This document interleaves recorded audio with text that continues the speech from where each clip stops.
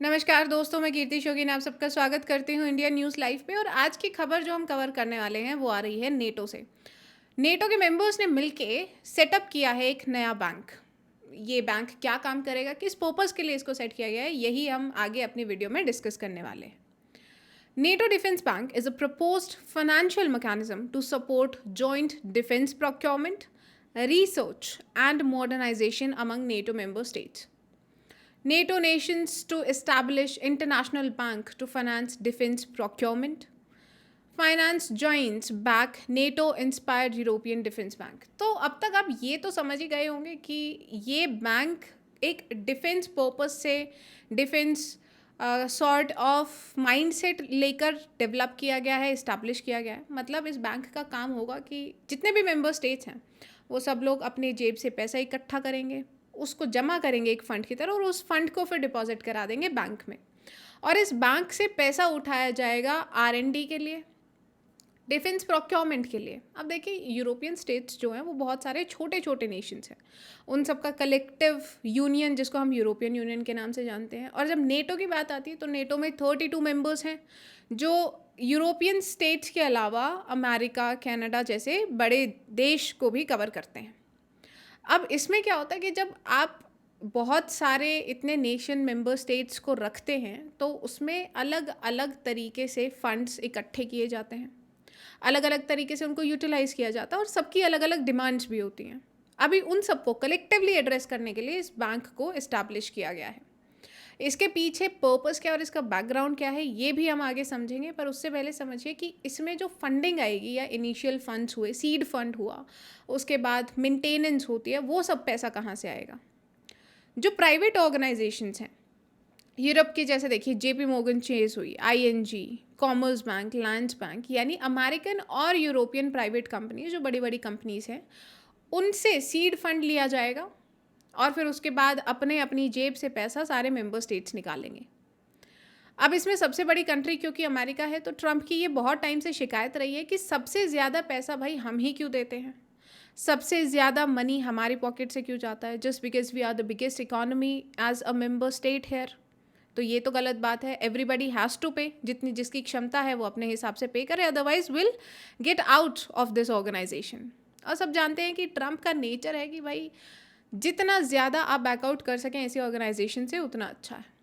So when this was being talked about तो सारे member states ने मिलकर डिसाइड किया कि चलो ठीक है, हम अपनी पॉकेट से 5% ऑफ जीडीपी, अपनी अपनी इकोनॉमी का 5% of GDP, so that there is a uniform burden on every country, every member state, हम अपनी अपनी जेब से 5% ऑफ जीडीपी पैसा निकालेंगे और इस बैंक को दे देंगे। But why 5% is a big deal, क्योंकि इससे पहले नेटो में सिर्फ 2% का फंड जाता था और वो भी बहुत सारी कंट्रीज़ पैसा देती नहीं थी। अब जब इतनी सारी कंट्रीज़ पैसा नहीं दे रही हैं तो उसमें बहुत सारी कंट्रीज़ को फ्री राइडर भी कह दिया जाता था। जैसे कि जर्मनी को बहुत बार स्टेट किया गया that Germany is a free rider. इतने बड़ा नेशन होने के बाद भी ये पैसा बहुत कम देता है, फंड्स बहुत कम देता है नेटो को। और फिर जब आपको डिफेंस इकट्ठा देना है, आपको कलेक्टिव सिक्योरिटी देनी है, दैट विल डिस्कस कि कलेक्टिव सिक्योरिटी क्या है, कौन सा आर्टिकल 5 होता है नेटो के, सारा static part that will also cover. But जब हमारा पर्पस है कलेक्टिव सिक्योरिटी का तो फिर हम क्यों ज़्यादा पैसा एक ही नेशन से लेते हैं। This is what leads to the establishment of NATO defence bank. अब नेटो की बात की जाए तो नॉर्थ एटलांटिक ट्रीटी ऑर्गेनाइजेशन ये एक मिलिट्री अलायंस है जिसको 1949 यानी हमारी आज़ादी के 2 साल बाद इसको इस्टेब्लिश किया गया था। और इसका पर्पस था कि यूएसएसआर यानी सोवियत यूनियन का जो बढ़ता हुआ परचम है एशिया में उसको रोकना। तो देखिए जब 1947 1949 जब ये दशक चल रहा है तो उस समय 2 बड़ी कंट्रीज़ हैं, अमेरिका और रशिया, सोवियत एक्चुअली। और इन दोनों की अपने अपने आइडियोलॉजीज़ हैं। एक आपकी डेमोक्रेसी में यकीन रखता है, आपके कैपिटलिज्म में यकीन रखता है, and second one believes in socialism. तो अपनी आइडियोलॉजी फैलाने के लिए यू नीड मोर टीममेट्स, और उन्हीं टीममेट्स को बनाने के लिए नेटो की इस्टेब्लिशमेंट हुई थी कि हम ज़्यादा कैपिटलिज्म को फैलाएंगे, ज़्यादा डेमोक्रेसी के कॉन्सेप्ट को फैलाएंगे और हम यूएसएसआर को काउंटर करेंगे। उसी के चलते यूएसएसआर ने भी वॉर्सो पैक्ट अपना इस्टेब्लिश किया, अपना बनाया, साइन किया, और अपनी तरफ से उसने इसको काउंटर करने के लिए, नेटो को काउंटर करने के लिए अपनी ऑर्गेनाइजेशन सोवियत यूनियन बनाना शुरू किया, मतलब उसमें मेंबर्स और जोड़ने शुरू किए।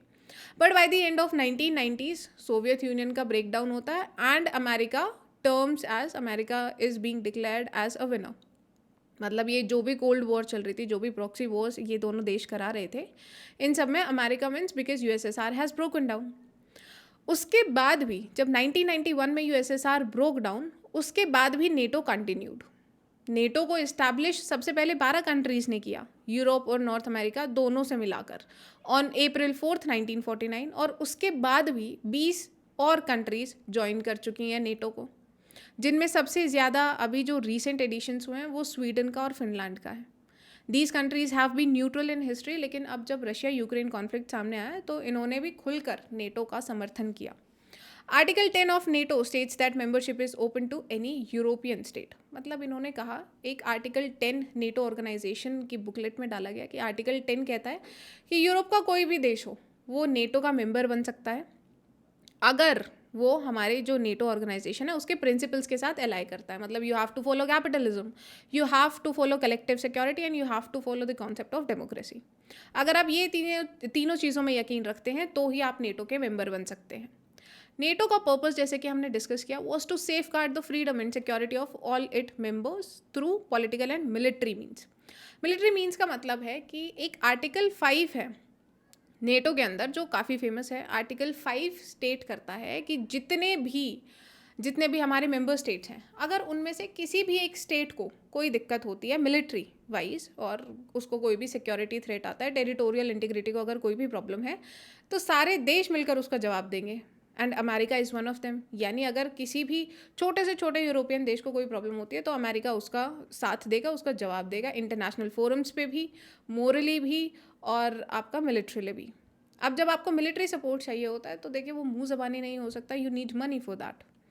और उसी मनी को, उसी मिलिट्री सपोर्ट को ठोस करने के लिए ये डिफेंस बैंक की इस्टेब्लिशमेंट हुई है, so that money, that particular money that everybody is contributing to, वो हमेशा अवेलेबल रहे for every state nation, every state member as well.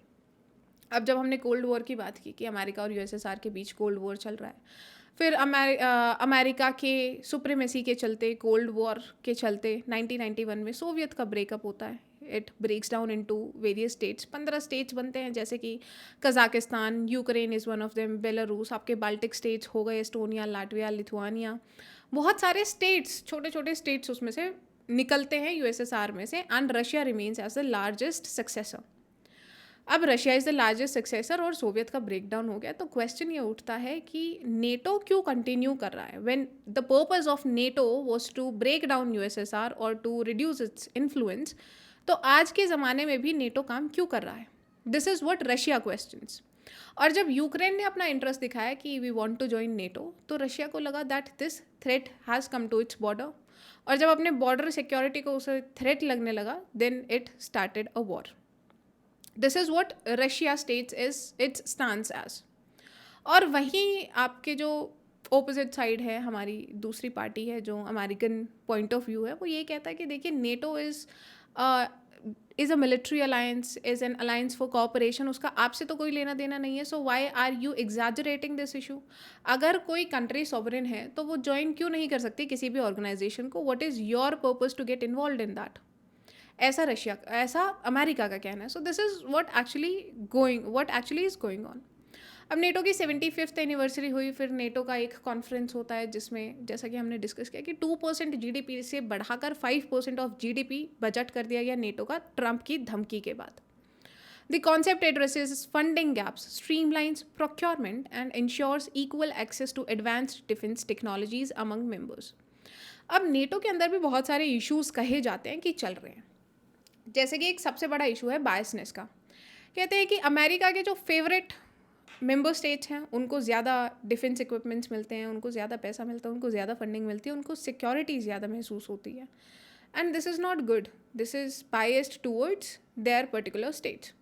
तो छोटे स्टेट्स या बाकी जो भी अदर स्टेट्स हैं, उन्होंने कहा कि वी ऑल्सो नीड, भाई कलेक्टिव सिक्योरिटी का अगर आर्टिकल है, कलेक्टिव सिक्योरिटी की अगर हमारा नोशन है, तो we also need that kind of assurance. और उसी के चलते अब ये डिफेंस बैंक को इस्टेब्लिश किया गया है, सो दैट सबका पैसा एक ही जगह जाएगा, एक ही R&D में लगेगा, एक ही तरीके के उससे डिफेंस आएंगे और वो बाकी सबके लिए भी अवेलेबल रहेंगे, एक्सेसिबल रहेंगे. This is what the purpose of this bank is. Trump says NATO defense spend rising to 5% of GDP is big win for US and the West. This we have already discussed कि कैसे funding sources की हमने बात की कि कुछ member contributions करेंगे ही. Then we have pooled defence budgets and partnerships with defence industry stakeholders. Functions में हम ये देख चुके हैं कि ये जॉइंट वेपन प्रोक्योरमेंट करेगा, R&D करेगा, लोन्स भी प्रोवाइड करेगा फॉर मिलिट्री मॉडर्नाइजेशन. तो मतलब आप पैसा प्राइवेट ऑर्गेनाइजेशन से उठा रहे हैं, कुछ पैसा आप अपनी जेब से लगा रहे हैं और उसको आप लोन पे भी दे रहे हैं so that you have more money to buy weapons. This is how the business model of banks work. Banks का तो काम ही लोन देना so that they can earn profit. So this is exactly what this bank will also do. Advantages, ये reduce करेगा आपका cost duplication. जो हर एक पर्टिकुलर इक्विपमेंट, एक पर्टिकुलर हथियार अगर हर एक मेंबर स्टेट खरीदता है अलग अलग अपनी सिक्योरिटी के लिए, तो उसमें ज़्यादा पैसा लगता है. अब वो कलेक्टिवली उसको यूज़ करेंगे, कलेक्टिवली उसको खरीदेंगे, R&D में कलेक्टिवली अगर इन्वॉल्व होंगे तो उसमें जाहिर सी बात है पैसा कम लगेगा. And this is what this bank aims to do.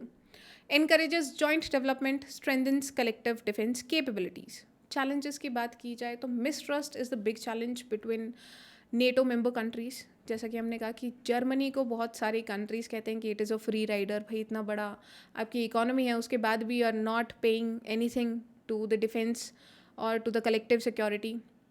Then we have so many nations, जैसे अमेरिका कहता है कि मैं ही ज़्यादा पैसा क्यों देता हूँ, इसराइल को ज़्यादा फंडिंग मिलती है. दिस इज़ व्हाट पीपल से, मतलब डिफेंसिव सिक्योरिटी यहाँ है. यूरोपियन, सारे यूरोपियन नेशंस को या मेंबर कंट्रीज़ को इक्वल काइंड ऑफ एश्योरिटी नहीं दी जाती है. ट्रांसपेरेंसी और गवर्नेंस का भी बहुत नेटो में इशू रहता है. पॉलिटिकल डिफरेंसेस अमंग मेंबर्स, अब पॉलिटिकल डिफरेंसेस इनफैक्ट आजकल बहुत ज़्यादा बढ़ते जा रहे हैं. जब इटली, फ्रांस और इनफैक्ट यूके जैसा देश कहता है कि भाई वी रिकग्नाइज पैलेस्टीन, हालांकि वी नो कि अमेरिका का क्लियर स्टैंड है that it stands with Israel, और बाकी के मेंबर स्टेट्स कहते हैं कि वो पैलेस्टीन को रिकग्नाइज करने वाले हैं फॉर्मली इन कमिंग डेज. तो ऐसे में आइडियोलॉजिकल डिफरेंसेस बहुत सामने उभर कर आते हैं. नेटो डिफेंस स्पेंडिंग की बात की जाए तो अभी तक $1.3 ट्रिलियन ये स्पेंड कर चुके हैं. इसमें US 70% टोटल बजट दे रहा था, which it now has denied कि हम भाई इतना ज़्यादा पैसा बेवजह नहीं देंगे, सबको बराबर का कंट्रीब्यूशन करना होगा. इमर्जिंग टेक्नोलॉजीज़ में रोल की बात की जाए तो it will take help of AI and it will also boost it. Cyber security हो, हाइपरसोनिक वेपन्स हो, मतलब जब R&D की बात होगी तो टॉप नॉच फैसिलिटीज़ अमेरिका और यूरोप से इकट्ठी की जाएंगी so that first class A1 class of weapons can be developed. EU का भी एक ऐसा खुद का डिफेंस फंड है, लेकिन जैसा कि हम जानते हैं कि भाई EU के मेंबर स्टेट्स तो उसमें बहुत सारे स्मॉल नेशंस हैं. बट नेटो डिफेंस फंड में क्या होगा कि you have Canada and you have America as well. इतने बड़े नेशंस होंगे तो आपके पास ज़्यादा पैसा और ज़्यादा फंडिंग होगी तो ज़्यादा R&D होगी. So you have more chances to improve your self.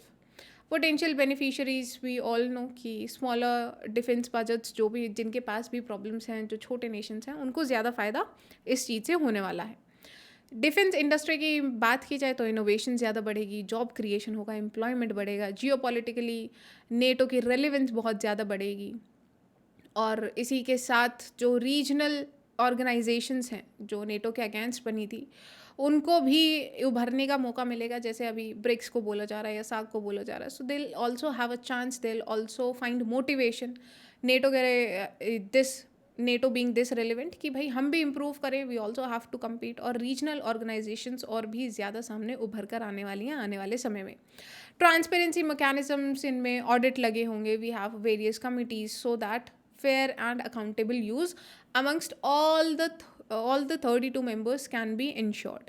NATO members जैसे कि तुर्की, कनाडा, फिनलैंड, स्वीडन, इन्होंने ऑलरेडी आप देखिए Finland, Sweden, they always have been neutral nations. But हालांकि रशिया और यूक्रेन का जो कॉन्फ्लिक्ट अभी चला, कंटिन्यू हुआ, तो उसमें दे ऑल्सो जॉइंड. और यूक्रेन की तो बात चल ही रही है. Ukraine has always been wanting to be a member of NATO.